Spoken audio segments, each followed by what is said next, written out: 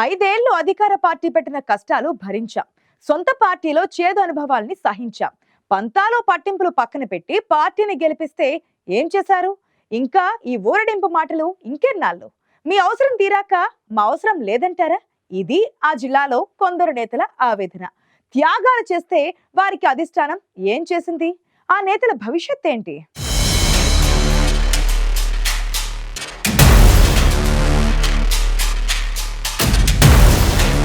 కూటమి తిరుగులేని ఆధిక్యంతో అధికారంలోకి వచ్చిందంటే అది కొందరి కష్టం ఫలితం కాదు, ఎందరో నేతల త్యాగాల ఫలం. వైసీపీని గద్దెదించడమే లక్ష్యంగా భేషజాలను పక్కన పెట్టి అందరూ సహకరించడం వల్లే ఈ విజయం సాధ్యమైంది. మరీ ముఖ్యంగా కొందరు నేతలు తమ రాజకీయ భవిష్యత్తుని కూడా పక్కన పెట్టి చేసిన త్యాగాలు ఉన్నాయి. కొత్తగా వచ్చిన వారికి అవకాశాలు ఇచ్చారు. మరికొన్ని చోట్ల పొత్తు ధర్మం కోసం పాత నేతల భవిష్యత్తుని పణంగా పెట్టారు.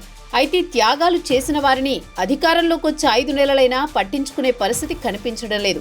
ఉమ్మడి అనంతపురం జిల్లాలో మాజీ ఎమ్మెల్యేలు ప్రభాకర్ చౌదరి, జితేందర్ గౌడ్, ఈరన్న, పల్లె రఘునాథ్ రెడ్డి, యువనేత పరిటాల శ్రీరామ్, మాజీ ఎమ్మెల్సీ తిప్పేస్వామి త్యాగాలు చేసిన నేతల్లో ముందున్నారు.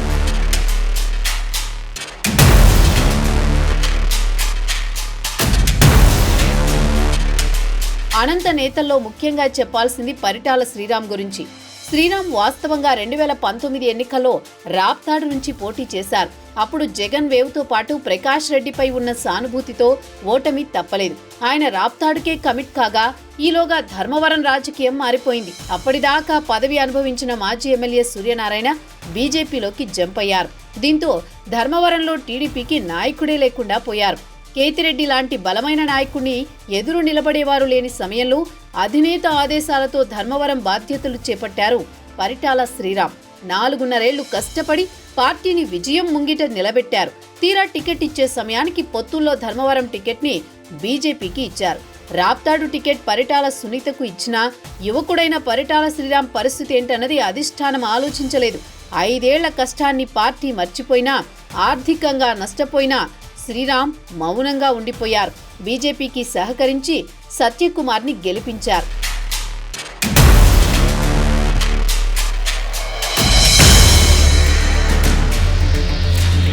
ఇక అనంతలో మాజీ ఎమ్మెల్యేల గురించి చెప్పాలంటే వారంతా 5 ఏళ్ల పాటు అధికార పార్టీని ఎదుర్కోవడంలో ఎంతో కష్టపడ్డారు, ఎంతో నష్టపోయారు. అయినా కార్యకర్తలకు అనునిత్యం అండగా ఉన్నారు. కానీ హఠాత్తుగా వారి స్థానంలో మరొకరిని తీసుకొచ్చి పార్టీ వారికి అన్యాయం చేసింది. మాజీ ఎమ్మెల్యే ప్రభాకర్ చౌదరి విషయానికొస్తే అనంతపురం అర్బన్ నియోజకవర్గంలో ఆయన చాలా స్ట్రాంగ్ లీడర్. పార్టీలో కొన్ని గ్రూపులు ఉన్నా చౌదరితో ఢీకొట్టే సమవుజ్జీ లేరు. కానీ చౌదరికి టికెట్ ఇస్తే మిగిలిన వారు సహకరించే పరిస్థితి లేదని గ్రహించిన అధిష్టానం ఆయన స్థానంలోకి దగ్గుపాటి ప్రసాద్ని తీసుకొచ్చింది. కేవలం నెలన్నర ముందే ఈ పేరు తెరపైకి వచ్చింది. మొదట చౌదరి వ్యతిరేకించిన అధిష్టానం జోక్యం చేసుకుని హామీ ఇవ్వడంతో వెనక్కు తగ్గారు. ఇక్కడ దగ్గుపాటి కూడా భారీ మెజారిటీతో విజయం సాధించారు.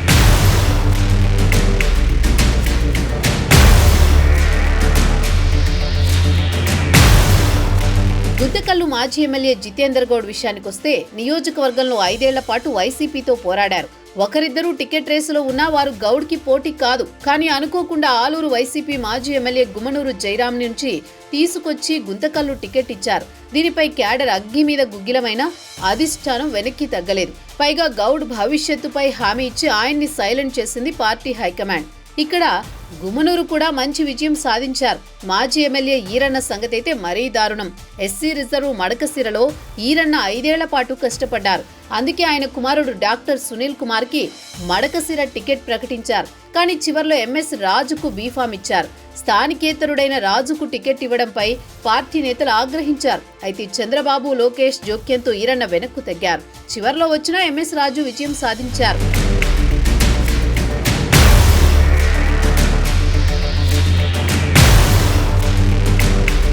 మాజీ మంత్రి పల్లె రఘునాథ్ రెడ్డి విషయానికొస్తే ఆయన గతంలో మంత్రిగా, ఎమ్మెల్యేగా, ఎమ్మెల్సీగా, ప్రభుత్వ చీఫ్ విప్గా చాలా పదవులు చూశారు. పుట్టపర్తి టీడీపీలో ఆయన తప్ప మరో నాయకుడు లేడన్న విధంగా ఉండేది. పైగా అవినీతి మచ్చలేని నాయకుడు. కానీ యువతను ప్రోత్సహించాలన్న ఉద్దేశంతో ఆయన కోడలు సింధూరకు టికెట్ ఇచ్చారు. కోడలికి టికెట్ తో సైలెంట్ అయిన పల్లెకు మంచి నామినేటెడ్ పోస్ట్ ఇస్తామని పార్టీ పెద్దల హామీ ఇచ్చినట్లు చెబుతున్నారు. మడకశిరలో మాజీ ఎమ్మెల్సీ తిప్పేస్వామి పరిస్థితి కూడా ఇంతే. అనంతపురం లేదా హిందూపురం పార్లమెంటు సీట్ ఇస్తారని మొదట ప్రచారం జరిగింది. మడకశిరలో ఎంఎస్ రాజు గెలుపులో ఆయన పాత్ర కీలకం. ఇప్పుడు ఆయన పరిస్థితి ఏంటన్నది కూడా అర్థం కాని పరిస్థితి. కూటమి ప్రభుత్వం అధికారంలోకి వచ్చి 5 నెలలు గడిచినా ఈ నేతల్ని అధిష్టానం పట్టించుకోలేదు. మాజీ ఎమ్మెల్యేలకు అప్పటికప్పుడు ఏవో పార్టీ పదవులు ఇవ్వడం తప్ప తర్వాత చేసిందేమీ లేదు.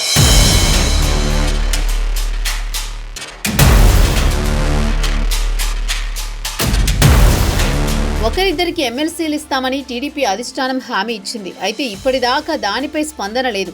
రాష్ట్రంలో త్యాగాలు చేసిన అందరికీ ఆ స్థాయి పదవులు ఇవ్వడం సాధ్యం కాదు. కనీసం నామినేటెడ్ పోస్టుల్లో అయినా ప్రాధాన్యం ఇచ్చే పరిస్థితి లేదు.